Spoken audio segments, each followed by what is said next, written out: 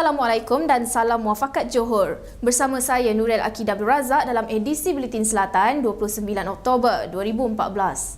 Bermula 1 November ini, Majlis Bandaraya Johor Bahru MBJB akan mengadakan operasi sitaan terhadap pegangan-pegangan yang mempunyai tunggakan cukai harta.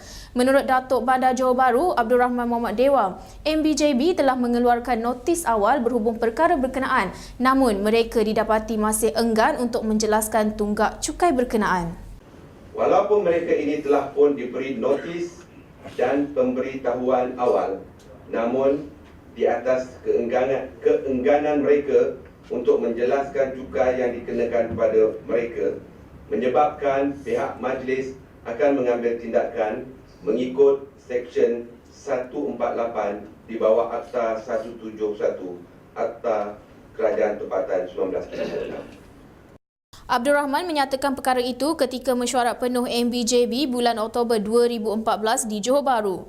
Jumlah tunggak terkumpul setakat ini hampir mencecah 37 juta ringgit, merangkumi lot perumahan kediaman, lot perdagangan komersial, zon perindustrian, tanah kosong dan lain-lain jenis harta. Setakat ini, MBJB telah mengeluarkan sejumlah 1,202 notis peringatan kepada semua pemilik-pemilik pegangan tegar yang enggan membuat bayaran. Sementara itu, susulan insiden kerangka papan iklan yang tumbang disebabkan hujan lebat di Lebuh Raya Perling Pasir Gudang awal Oktober lalu, MBJB telah membuat pemeriksaan ke atas seluruh papan iklan yang terdapat di jejantas pejalan kaki berkenaan dan mendapati ia menepati spesifikasi keselamatan yang ditetapkan.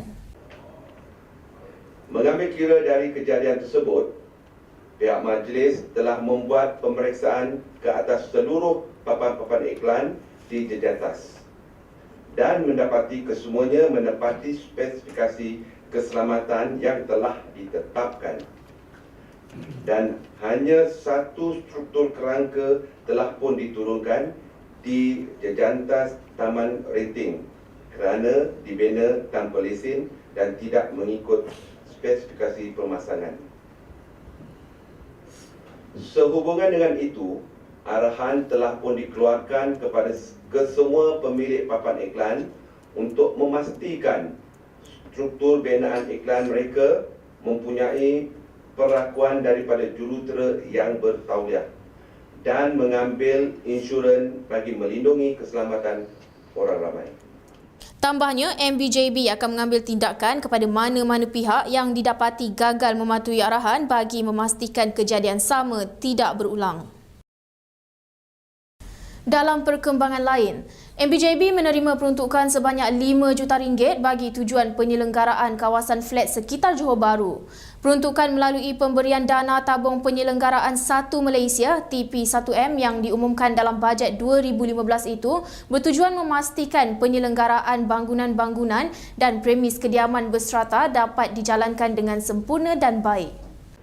Untuk makluman semua, melalui bantuan TP1 Malaysia ini, kita telah mendapat peruntukan berjumlah RM5 juta bagi tujuan penyelenggaraan yang membabitkan kawasan flat di kawasan Tampun Utama, flat Taman Rinting yang membabitkan blok-blok rumah flat di situ, flat Bali di Bandar Baru Uda serta flat Taman Cempaka.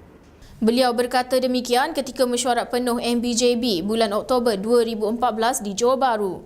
Sementara itu, Abdul Rahman menyeru orang ramai khususnya warga Bandaraya Johor Bahru agar menggunakan perkhidmatan bas percuma yang disediakan oleh pihak MBJB.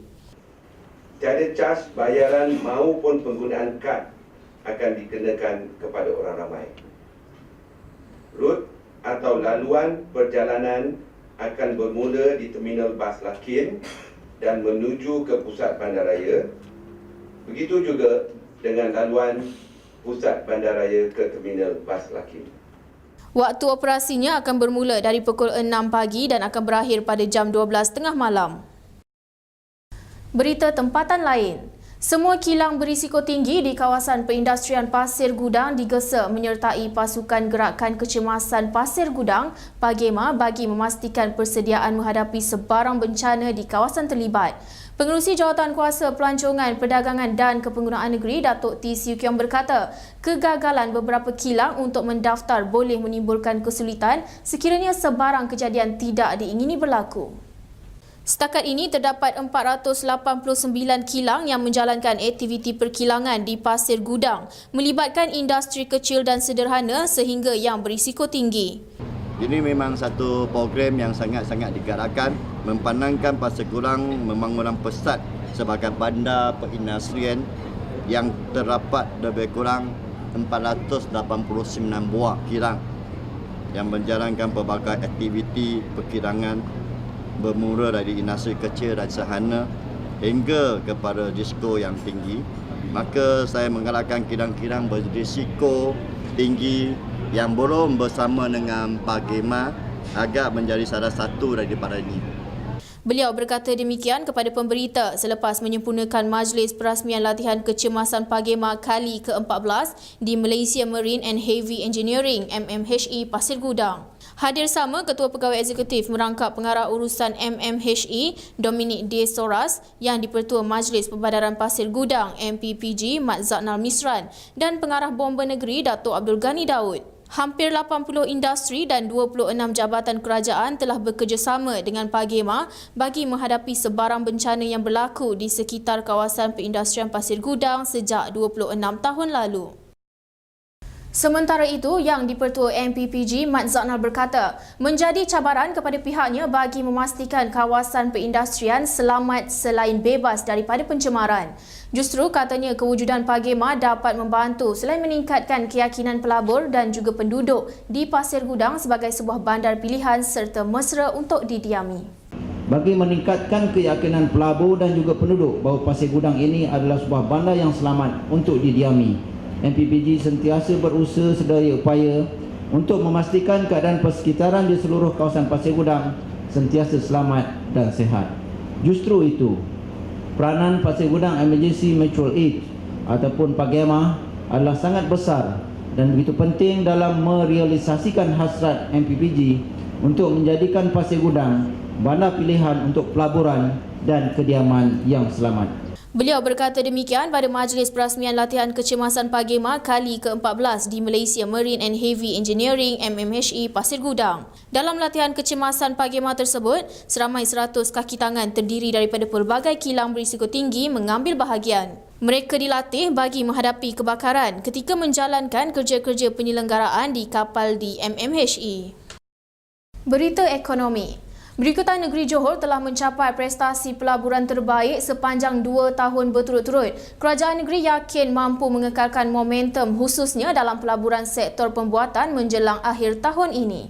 Menurut Pengerusi Pelancongan, Perdagangan dan Kepenggunaan Negeri Datuk T. Siu Kiong, dari Januari hingga Julai tahun ini sahaja, pelaburan melonjak sehingga 18.6 bilion dengan 111 projek. Johor telah 2 tahun berturut-turut mencapai prestasi pelaburan yang terbaik dalam Malaysia.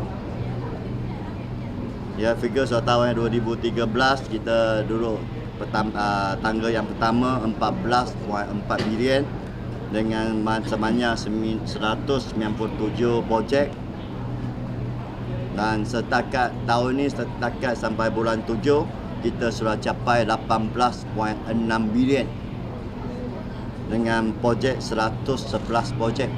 Tambah beliau, 5 negara yang menyumbang kepada pelaburan langsung asing FDI di Johor dalam sektor pembuatan adalah Jepun, Singapura, China, Belanda dan Jerman. Sekian edisi Buletin Selatan yang bersiaran dari pusat penyiaran kami di Nusajaya Johor. Salam takzim.